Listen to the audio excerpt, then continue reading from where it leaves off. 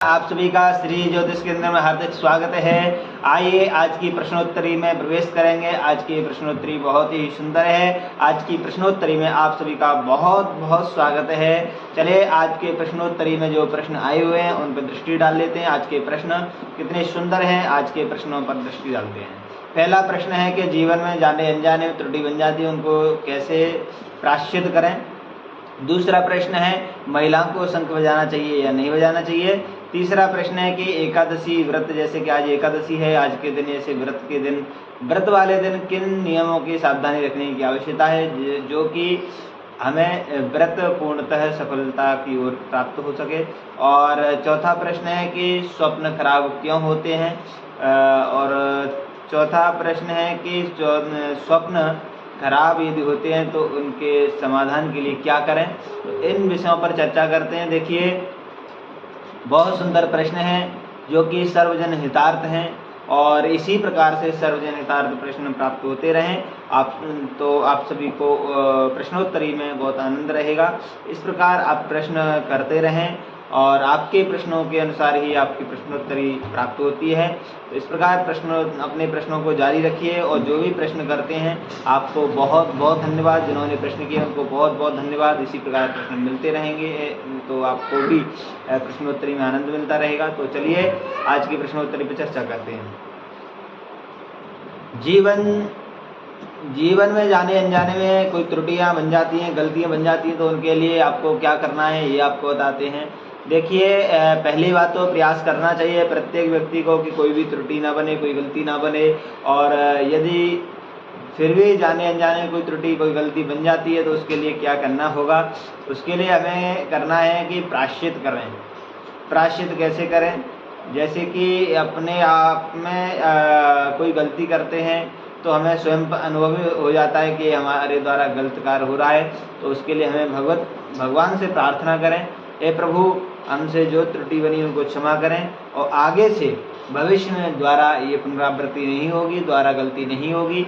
इसी प्रकार से हमें जाने अनजाने की सभी त्रुटियों के लिए क्षमा याचना करनी है। हे प्रभु हमसे जाने में या अनजाने में जो भी त्रुटि बनी उनको क्षमा करें और दोबारा लेकिन पुनरावृत्ति नहीं होना चाहिए, विशेष ध्यान रखें। ऐसा नहीं कि आज गलती हमने भगवान से प्रार्थना की, प्रायश्चित कर लिया और पुनः कल फिर पुनरावृत्ति करें, तो वो नहीं होना चाहिए। यदि ऐसी गलती करते हैं तो फिर उसमें कोई भी समय होने वाली बात नहीं है, चाहे कितना भी प्रायश्चित करना। लेकिन यदि प्रायश्चित करते हैं तो द्वारा पुनरावृत्ति गलती नहीं होना चाहिए। इस प्रकार से आप यदि प्रायश्चित करते हैं तो आपको क्षमा याचना भी स्वीकार होती है और उसके बाद हमें भगवत कृपा भी प्राप्त होती है। चलिए अब बात करते हैं दूसरे प्रश्न पर। ये भी बहुत महत्वपूर्ण है कि महिलाओं को शंख बजाना चाहिए या नहीं बजाना चाहिए। तो देखिए सनातन पद्धति के अनुसार, शास्त्रोक्त नियमों के अनुसार देखा जाए तो शंख बजाना महिलाओं के लिए वर्जित बताया गया है।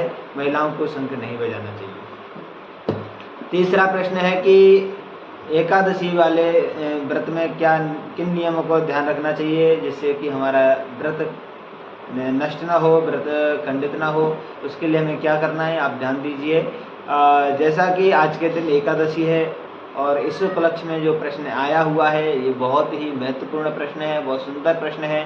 ऐसे प्रश्न निरंतर प्राप्त होते रहना चाहिए और आप सभी अपने प्रश्न इस प्रकार प्रस्तुत करते रहिए जिससे कि यह प्रश्नोत्तरी में भी आनंद रहे। चलिए आज के एकादशी के लिए जो प्रश्न है कि एकादशी में किन नियमों का ध्यान रखना चाहिए, तो आपको बताते हैं। पहली बात तो देखिए एकादशी व्रत हो चाहे कोई और व्रत हो, किसी भी व्रत में दिन में शयन नहीं करना चाहिए। जो दिन में शयन करते हैं व्रत वाले दिन तो व्रत नष्ट हो जाता है, ऐसा शास्त्रोक्त नियम है। व्रत वाले दिन कभी भी दिन में सोना नहीं चाहिए और अधिक से अधिक प्रयास करना चाहिए कि प्रभु नाम संकीर्तन या गुरु मंत्र का स्मरण करते हुए समय व्यतीत करना चाहिए। और दूसरी बात झूठ नहीं बोलना चाहिए व्रत वाले दिन, गाली नहीं देना चाहिए, लड़ाई नहीं करना चाहिए, बुराई नहीं करना चाहिए और अपने गुरु मंत्र का जप करते रहना चाहिए। और विशेष बात यह है कि उस दिन विषय वासनाओं से दूर रहना चाहिए। उस समय संभोग आदि विषय वासनाओं से बिल्कुल सख्ततः दूर रहना चाहिए। यदि ऐसा करते हैं तो ही व्रत सफल होता है। यदि इन बातों पर ध्यान न दिया जाए तो व्रत नष्ट हो जाता है। इसलिए इन विशेष बातों पर ध्यान रखना चाहिए कि व्रत वाले दिन इन नियमों को विशेष रूप से सावधानी बरतना चाहिए। यदि ऐसा करते हैं तो आपका व्रत सफल हो पाएगा। अगर नियम पर ध्यान नहीं देते हैं तो व्रत नष्ट हो जाता है। दिन में शयन करने से व्रत नष्ट हो जाता है, झूठ बोलने से और गाली देने से, लड़ाई करने से, कलेश करने से और संभोग आदि जो है विषय वासनाओं से, इससे व्रत नष्ट हो जाता है। ऐसा करना नहीं चाहिए।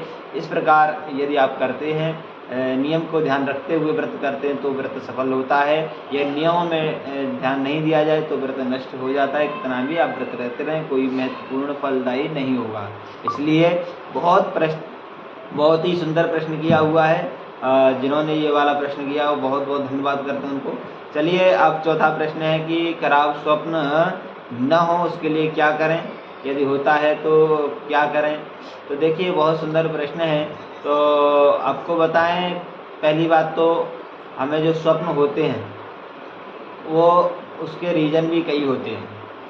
एक तो हमारे अपने दिनचर्या की भी कोई बातें ऐसी याद रहती हैं जो दिनचर्या वाली बातों से भी स्वप्न होते हैं। दूसरी बात, हमें भगवत संकेत भी होते हैं जो हमें देवीय संकेत बोलते हैं। देवीय संकेत होते हैं जिस प्रकार हमें कोई शुभ अशुभ की दिनचर्या में, जीवन में जो भी समस्याएं होती हैं वो संकेत हो जाते हैं। तो इस प्रकार से स्वप्न भी कई प्रकार से होते हैं। लेकिन हमें स्वप्नों के सावधानी के लिए क्या करना है, कभी कभी हमें बहुत डरावने स्वप्न हो जाते हैं या भयभीत करने वाले हो जाते हैं, कोई खराब स्वप्न हो जाते हैं, खून खतरे हो जाते हैं, कोई ऐसे अगर स्वप्न होते हैं तो उसके लिए क्या करना है, ये बहुत सुंदर प्रश्न है। तो आपको बताएं, इसके लिए पहली बात, शयन करने से पूर्व ये नियमों को ध्यान रखें कि शयन करने से पूर्व यानी शयन करने से पहले हाथ पैर धुल करके और कपड़े से साफ अच्छे से पोंछ करके, मुंह धुल करके, कुल्ला करके और तब शयन करने के लिए बिस्तर पर पहुंचना चाहिए। उसके बाद हमें 51 बार ओम नमो भगवते वासुदेवाय इस मंत्र का जप करना चाहिए। यदि किसी के पास गुरु मंत्र है तो गुरु मंत्र का जप करना चाहिए, यदि गुरु मंत्र नहीं है तो इस मंत्र का जप करें। और फिर उसके बाद ज़्यादा व्यर्थ की चिंता या उस पर चिंता नहीं करना चाहिए। सांसारिक व्यर्थ की बातों पर विशेष ध्यान नहीं देना चाहिए। जप करके उसके बाद तुरंत भगवत चिंतन करते हुए सो जाना चाहिए। यदि भगवत चिंतन करते हुए सोते तो उसको कभी भी खराब स्वप्न नहीं हो सकते हैं। और फिर जागते समय भी 51 बार इस मंत्र का जप करना चाहिए। 51 बार न हो पाए तो कम से कम 11 बार तो मिनिमम करना ही चाहिए। यदि ये जप करते हैं ओम नमो भगवते वासुदेवाय या गुरु मंत्र का जप करते हैं तो फिर इस प्रकार दिनचर्या रखने पर खराब स्वप्न नहीं होते हैं। फिर भी यदि होते हैं तो उसके लिए एक और मंत्र आपको बता देते हैं जो कि बहुत महत्वपूर्ण है। इस मंत्र को आपको सोते समय 10 बार इस मंत्र का जप करना है। 10 बार इस मंत्र का जप करना है, या फिर इसके बजाय आप गजेंद्र मोक्ष का भी पाठ कर सकते हैं। यदि गजेंद्र मोक्ष का पाठ कर सकते हैं तो, अगर नहीं कर सकते तो इस मंत्र का जप करें, हम आपको बता देते हैं। ओम ह्रीं श्रीं क्लीं पूर्व दुर्गत नाशिनी महामायायै स्वाहा। ओम ह्रीं श्रीं क्लीं पूर्व दुर्गत नाशिन्यै महामायायै स्वाहा। यह मंत्र जप करना चाहिए। यदि यह मंत्र अभी नहीं समझ में आया हो तो स्क्रीन पर आपको प्राप्त हो जाएगा, यह नंबर है स्क्रीन पर आपको प्राप्त हो जाएगा। और इसके बाद भी यदि कोई, देखिए ये मंत्र ब्रह्म वैवर्त पुराण से दिया हुआ है। ब्रह्म वैवर्त पुराण का श्लोक है, बहुत ही सुंदर श्लोक है। और फिर भी यदि श्लोक से भी आपको संतुष्टि नहीं है या बोल नहीं पा रहे हैं तो दूसरा श्लोक भी है, वो अभी आपको बता देते हैं। इसके बाद और जो श्लोक है उसको 1 माला प्रतिदिन करना चाहिए, यानी इसको पहले सिद्ध करना पड़ता है। इसके लिए 1108 बार इसको पहले जप करना चाहिए किसी शुभ मुहूर्त में, यानी शुभ समय पर इसको सिद्ध करना चाहिए। उसके बाद प्रतिदिन 1 माला कम से कम जप करना होगा। वो यह मंत्र है ओम ह्रीं श्रीं ऐं चक्रेश्वरी चक्रधारिणी शंख चक्र गदा धारिणी मम स्वप्नम प्रदर्शन स्वाहा।